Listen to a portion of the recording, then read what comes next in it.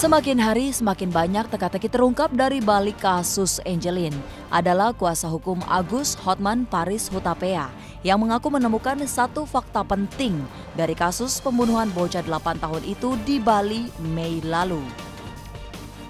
Saya mendapat informasi yang mengejutkan dari Ibu Ipung, aktivis perlindungan wanita dari Bali, yang mengatakan bahwa Ipung telah dihubungi dan bahkan ditemui oleh seorang bule Australia bernama Christopher Burn, B-U-R-N, di mana Christopher ini mengaku karena melihat himbauan bantuan uang, penggalangan dana untuk mencari di mana Angelin, si Christopher ini mengaku ke Ipung telah dihubungi oleh seorang wanita yang katanya bernama Ipon agar mau menyumbangkan uang untuk sesuai dengan permintaan penculik.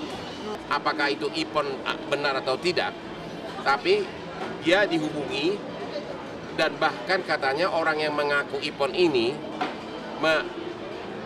men-forward SMS ancaman dari penculik yang mengatakan kalau uangnya tidak segera ditransfer ke BRI, maka penculik akan menghabisi Angelin. Jadi SMS itu oleh si Chris, dia mengaku di-forward oleh seorang wanita yang mengaku bernama Ipon, ya, maksudnya agar si Chris ini mau menyumbang 150 juta. Bagi Hotman, SMS yang disebar sampai ke mancanegara itu menambah daftar kejanggalan di balik kasus pembunuhan atas Angelin. Pengacara kondang lagi nyentrik ini menyoal untuk siapa uang yang diminta via SMS itu. Mengapa pula tidak pernah ada laporan tentang penculikan Angelin ke pihak kepolisian? Kita tahu bahwa anggota keluarganya MM menggalang dana dari media sosial kan untuk mencari dana, menggalang dana. Ya. Anehnya dicari penggalang dana tapi tidak pernah kelihatan ada tindakan konkret untuk menyewa ahli-ahli. Jadi dana ini untuk kantong siapa?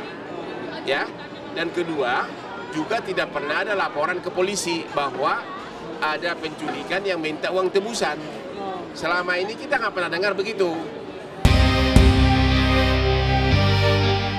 Pertanyaan besarnya adalah siapa sebenarnya Yvonne?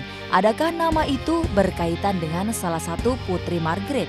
Semuanya akan terungkap dari pemeriksaan terhadap Chris pada Rabu 8 Juli 2015. Kalau ternyata ya SMS dari penculik ini adalah fiktif atau karangan,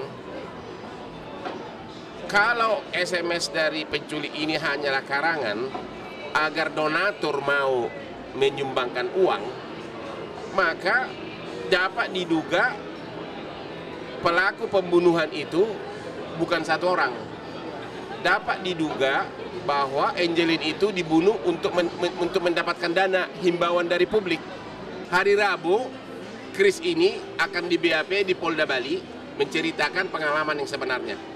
Dan kalau itu benar, maka dapat kelihatan hitam putih bahwa pembunuhan terhadap Angelin bukan oleh satu orang. Sudah bagian dari konspirasi. Kuncinya adalah apakah polisi bisa membuktikan bahwa ini Ipon yang mengirimkan? Apakah polisi bisa membuktikan bahwa penculik itu adalah fiktif? Kalau itu udah jelas. Kalau itu bisa dibuktikan, bisa disebutkan bahwa pembunuhan tersebut diketahui oleh seluruh keluarga. Selanjutnya di Cumi Camp, serunya konser CJR di kota terakhir.